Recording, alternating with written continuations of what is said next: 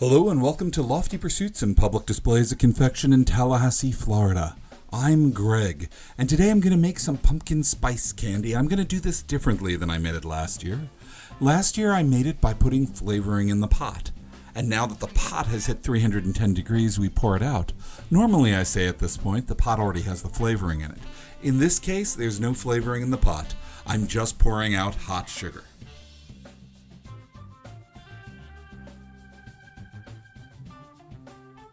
The pumpkin spice design is going to have brown, orange, and green, and I'm adding the brown to the hot sugar. If you look carefully, the food coloring is boiling when I stir it in, and that's because the food coloring has water in it. We can't have water in our candy, so we're boiling it out by stirring it into the hot sugar. The sugar is a liquid, and it looks like it's a water solution, but there's really nothing left here but hot sugar.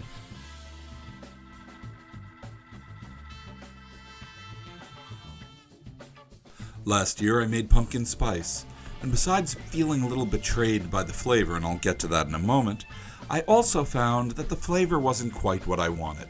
So this year I decided to go back to the beginnings, to go back to what pumpkin spice is, and instead of trying to concoct something that's like pumpkin spice, I was in a unique circumstance since all of the spices are high temperature safe.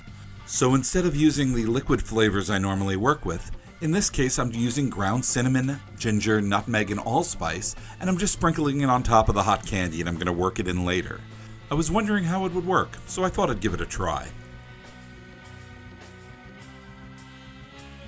One thing about adding a brown spice, it will add some brown color to the candy. But since pumpkin spice is a fall flavor, and falls are browns, and everything's muted like that, I thought that it would actually add a little bit to the design and to the color to have a brown tinge to it. Now off the candy cooling table, all I have to do is separate out the colors and even out the temperature so I can get to work on my design.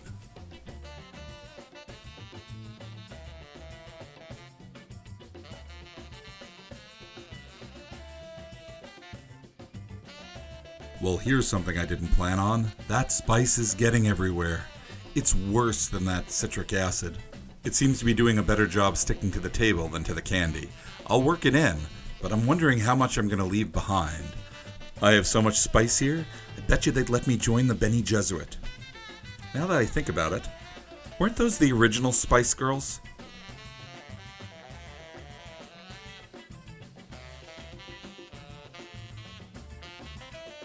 I want my background color to be lighter than the orange, so I'm going to pull it on the hook to aerate it, and this aeration is going to create little air bubbles. The bubbles will reflect light and will make the candy opaque and lighter in color. So with the spice, we should probably get something that's a tan color.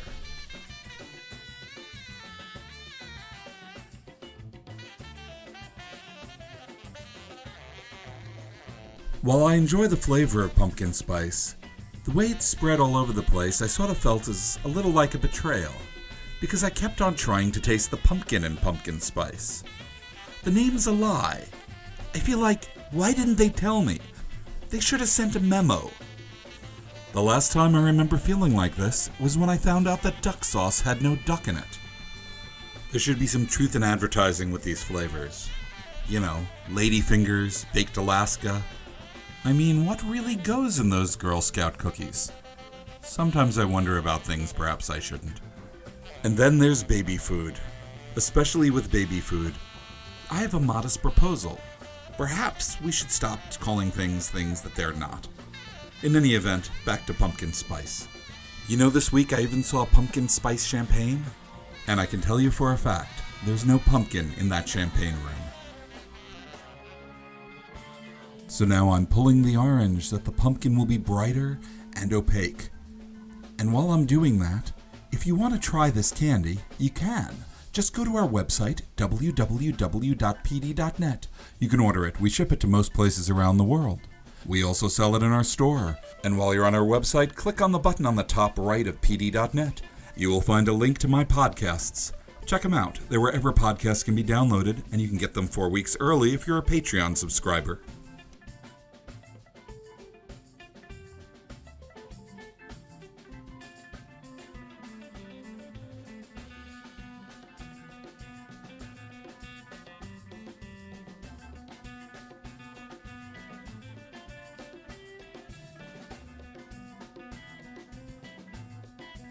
First, I'm going to divide the orange into the parts that I need, and then I'm going to wrap it in a brown outline. I'm going to be building this differently than I normally do. I normally build the design from the inside out, and in this case the pumpkin goes from the outside in, with the centerpiece of orange being the last piece I deal with.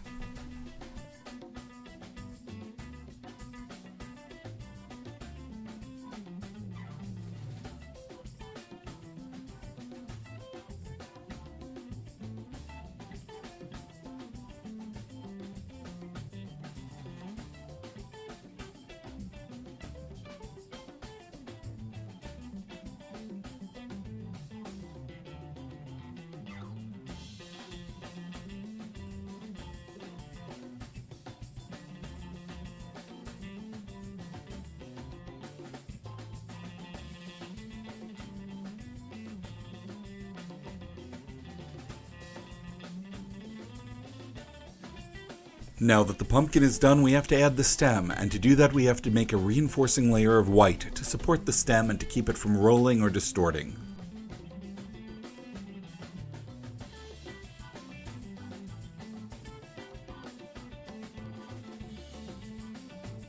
One more layer of white, and then the brown wrap, which is the outside wrap, gets added. And the log is done, but this gets us one giant piece of candy, and we need to taper it down to make thousands of little bite-sized pieces. And we're going to scale the candy by pinching it and stretching it, and then we're going to take it over to our batch roller, a machine that was probably made prior to 1910, that'll keep it spinning and going flat while we pull out rods of candy.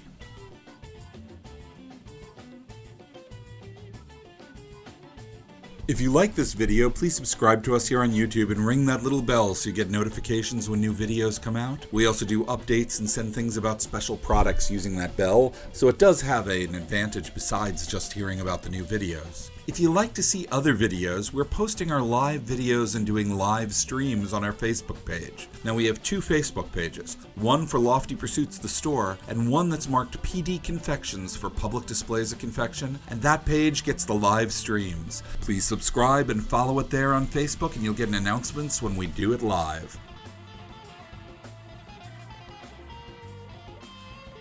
And now we scale the logs into rods and we cut them down into bite-sized pieces on our little candy anvil.